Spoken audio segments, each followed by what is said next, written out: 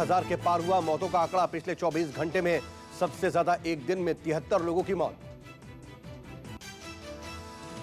स्वास्थ्य मंत्रालय के ताजा आंकड़ों के मुताबिक अब तक 31,332 लोग संक्रमित हो चुके हैं और अब तक 1007 लोगों की मौत हुई है।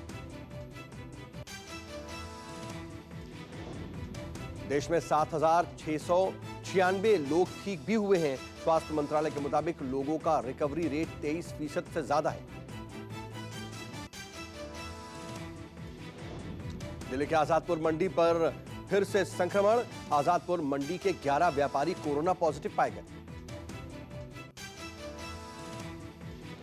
व्यापारियों के संपर्क से आए 200 से ज्यादा लोगों को क्वारंटीन किया गया। कई दुकानें भी सील कर दी गई। कुछ दिन पहले आजादपुर मंडी में कोरोना से एक व्यापारी की मौत हो गई थी। अब बाकी आढ़ती और व्यापारी कोरोना संक्रमण के खौफ में हैं। महाराष्ट्र में हालात सुधरने का नाम नहीं ले रहे हैं। महाराष्ट्र में कोरोना संक्रमितों की संख्या 9,000 से ज्यादा हुई। अकेले मुंबई में 6,000 से ज्यादा कोरोना पॉजिटिव। पुलिस और डॉक्टरों को भी हो रहा है कोरोना संक्रमण। एशिया की सबसे बड़े स्लम धारावी में 300 से ज्यादा कोरोना के पॉजिटिव केस। धारावी में पिछले 24 घंटे में 4 लोगों की मौत। धारावी में कोरोना से 18 लोग गंवा चुके हैं जान। महाराष्ट्र में पुलिस कर्मियों में तेजी से फैल रहा है संक्रमण। 112 पुलिसकर्मी कोरोना से संक्रमित पाए गए। इनमें 3 की मौत हो चुकी है। आज दिल्ली फरीदाबाद बॉर्डर सील कर दिया गया। 12 बजे के बाद डॉक्टर और पुलिस की भी नो एंट्री। आज दोपहर से दिल्ली में काम करने वाले डॉक्टर, बैंककर्मी और पुलिस वालों की भी बॉर्डर पार नहीं करने दिया जाएगा। सिर्फ केंद्र सरकार के जारी पास से मिलेगी एंट्री। हरियाणा के मंत्री अनिल विज ने कहा वो हरियाणा में दिल्ली और दूसरे राज्यों में संक्रमण नहीं बढ़ने देंगे।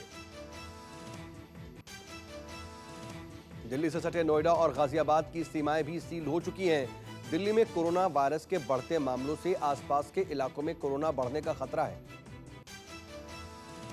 यूपी के रामपुर में पुलिस टीम पर हमला। लॉकडाउन का पालन करवाने वाली पुलिस पर हमला किया गया। बेवजह घूम रहे 2 बाइक सवारों को रोकने पर विवाद बढ़ा। महिला और पुरुषों ने मिलकर पुलिस पर अटैक किया। हंगामा कर लोगों ने दोनों बाइक सवारों को छुड़ा लिया। अब पूरे इलाके को छावनी में बदला गया। झारखंड में कोरोना का एक और मामला सामने आया। राज्य में कोरोना के मामले 100 से ज्यादा हुए। 19 मरीज अब तक ठीक हुए। लॉकडाउन के बीच केदारनाथ धाम के खुले कपाट, लेकिन दर्शन नहीं कर पाएंगे श्रद्धालु। पुजारियों ने परंपरागत तरीके से मंत्रोच्चार और विधि विधान से पूजा अर्चना के साथ बाबा केदारनाथ की पूजा की। पूरे मंदिर को फूलों से सजाया गया। कोरोना संकट और लॉकडाउन की वजह से अभी श्रद्धालुओं को मंदिर जाने की अनुमति नहीं है। मंदिर के मुख्य पुजारी समेत सिर्फ 16 लोग ही मंदिर जा सकेंगे। मंदिर में पूजा अर्चना के दौरान सोशल डिस्टेंसिंग का खास ध्यान रखा गया। ऐसा इतिहास में पहली बार हुआ कि केदारनाथ में भक्तों की भीड़ नहीं है। केदारनाथ धाम में 4 से 6 फीट तक बर्फ जमी हुई है। बर्फ के ग्लेशियरों को काटकर मंदिर परिसर तक पहुंचने के लिए रास्ता बनाया गया है।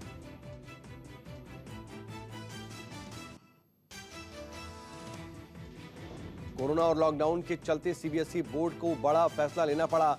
10वीं की बची हुई परीक्षाएं नहीं होंगी। औसत के मुताबिक मिलेगा ग्रेड। केवल दिल्ली के नॉर्थ ईस्ट दिल्ली में तनाव के चलते रद्द हुई परीक्षाओं को ही दोबारा कराया जाएगा।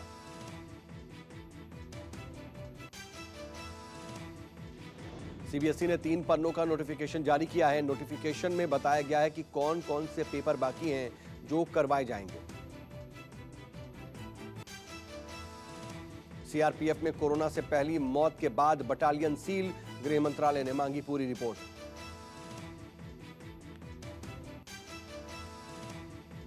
कल सीआरपीएफ की 31 बटालियन में तैनात सब इंस्पेक्टर की कोरोना से मौत हो गई थी, जिसके बाद दिल्ली में सीआरपीएफ की एक बटालियन को सील किया गया। सीआरपीएफ के 46 सदस्य कोरोना पॉजिटिव पाए गए, जबकि 257 के टेस्ट का नतीजा आना बाकी है। बटालियन के करीब 1100 सदस्यों को क्वारंटीन किया गया है।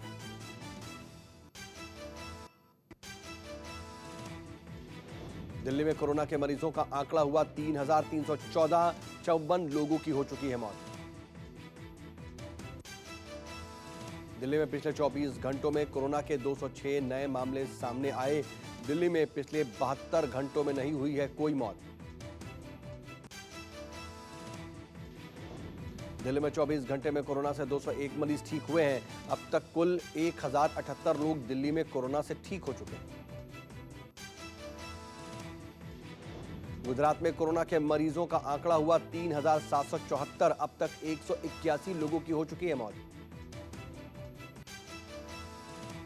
गुजरात में पिछले 24 घंटे में कोरोना के 226 नए मामले सामने आए हैं। कोरोना को काबू करने के लिए किए जा रहे हैं हर संभव प्रयास।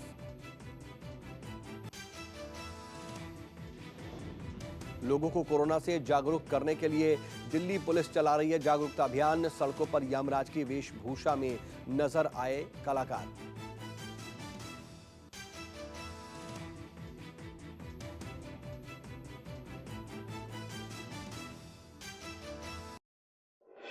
अगर आपको हमारा ये वीडियो पसंद आया हो तो इसे लाइक और शेयर जरूर करें। अगर इस वीडियो पर आपकी कोई राय है तो नीचे कमेंट भी कर सकते हैं। और हाँ, देश और दुनिया की तमाम खबरों से वाकिफ रहने के लिए अभी सब्सक्राइब करें न्यूज़ 24 का यूट्यूब चैनल। न्यूज़ 24, निष्पक्ष खबरें।